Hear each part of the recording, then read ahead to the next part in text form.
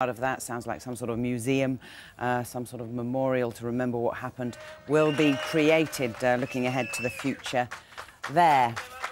Well, we're going to discuss it further now, and exactly how do you deal with the fame and potential fortune of being thrust into the limelight like the miners were? What problems can it pose? Well, joining me is clinical psychologist Dr. Jennifer Wild and also PR consultant Phil Hall, who's in our central London studio. Hi, Phil, and hi to you, Jennifer, as well. What do you see as the most pressing concern from your perspective for the miners? In relation to the media or in relation to trauma? In relation to them coming out from this environment and what happens next. I mean, the best thing for them at this point in time is to be reunited with their families and to be reintegrated into having a normal life. And the potential problem with all the media attention is that that's not normal. That's not part of our normal everyday existence. So that could make it difficult for the miners to get back on track with having a normal life again. Phil, I know you're an expert in these fields. You advise people. I mean, this is such a huge task for any. I mean, presumably they have got PR advice. We don't know yet, and there's this talk of a contract that has been signed between them. But it is a massive task dealing with their story and them.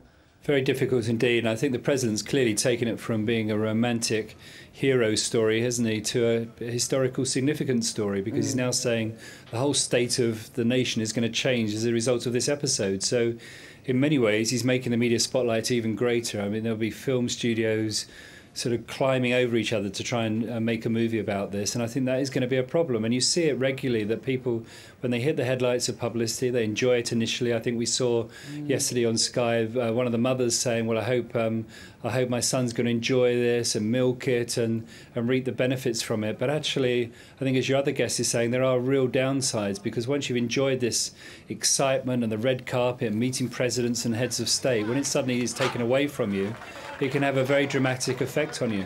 How does it work, Phil? The ins and outs of your business, I guess. Is there a central figure that people are approaching for their story, or how's it working? You would hope so. I mean, you're right. It's unclear at the moment because, of course, these men have been taken straight out of the spotlight into hospitals, so we're not absolutely aware of what is going on. You would imagine, as the President's now made this pledge literally minutes ago, that they're going to protect them and watch over them, look after them for a period of time. They'll have an expert managing them. But in my experience, it's wonderful when you're all together and you say we're going to stick together and split the proceeds. What then happens is other members of the family start going to the media and making a buck here and a buck there, and things start to fall apart. So it's going to be a very difficult few weeks for them, I think. And you know, you're going to get real stories coming out of this. I think one of the newspapers this morning was talking about one of the miners coming out of the mine and meeting his wife and his mistress, and then you'll have others who were the real leaders down there, and then there'll be others who were, you know, suffering real serious medical issues. So the stories will emerge, and then the characters will emerge, and the media, of course, will focus on the characters. They will indeed. And Jennifer, I mean, we've seen today that they are amazingly seem to be in very good health, but their mental health takes a lot longer to establish, does it not? And the strong personalities when it comes to dealing with the media. I mean, how long does that generally take to manifest itself in really knowing what they've been through?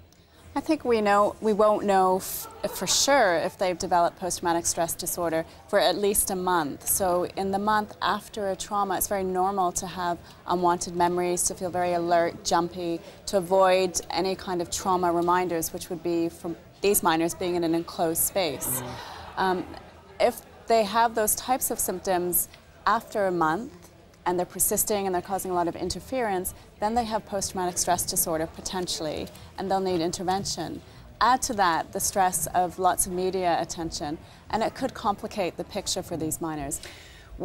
Many people are talking about, Phil just mentioned it there, the families are involved as well. You've got some strong personalities that we know were in the mine. How much of the relationships between the 33 themselves are key to how they get through this? I think they'll be bonded for life because of this experience. That's not to say they need to have daily contact from this point on, but they have gained from the support of each other that's really helped them to get through this. But it's not necessary for them to remain as a group on a day-to-day basis, they can start to get back into their life. Do they start, is there a situation, and probably precedent for this, where they start to feel used, that there are friends on the periphery that suddenly claim to know them very well? Phil will know this scenario. Someone becomes famous and everybody seems to be your best friend and they use you and abuse you. How does one deal with that? I think the media training that they're getting is going to be really crucial to help them deal with that sort of situation. And the family thing, Phil mentioned again that one of the miners, the 21st to be brought up, there was a mistress and a wife, and a terribly sad situation. But everything that they've ever done in their lives now becomes public. How do you help someone deal with that? I think that's really stressful, and I mean, the whole world knows about that situation now. So that whole family has to be really clear about what they want to share with the media, and they all have to agree on that too. Otherwise, you develop tensions if the miner tells more information than his wife, for example, who appears to be a little more private. So they have to be really clear what they are going to share and what they're not. Phil, one last one to you. How long is their appeal? It's interesting, actually, because I think if there's a book and a film, it could go on for some time. I think it's quite clear that the miners, whatever the president is saying, are not going to go back to a normal life. I think their lives have changed forever. It doesn't matter whether you're looking in the world of sport, when people become heroes, or in any sort of walk of life. You know, it's very hard to turn the clock back. These people are going to be the most famous people in Chile, the most famous people in South America. They're not going to go back to working in the mines again. And what they've got to be prepared for, in my view, is not only getting through the initial few weeks of the media spotlight, but also their lives going forward, because there are going to be jealousies. It's inevitable. And I share your other guests' view. I do hope they are bonded for life, but there will be jealousies because some will cope better than others. And I think that's when their problems will start. And I think all we can do is hope that the president sticks to his word and they really get the support and help they're going to need. Phil, thank you very much. Phil Hall there, PR consultant, Dr. Jennifer Wild. Thank you very much both for joining us. Thank you.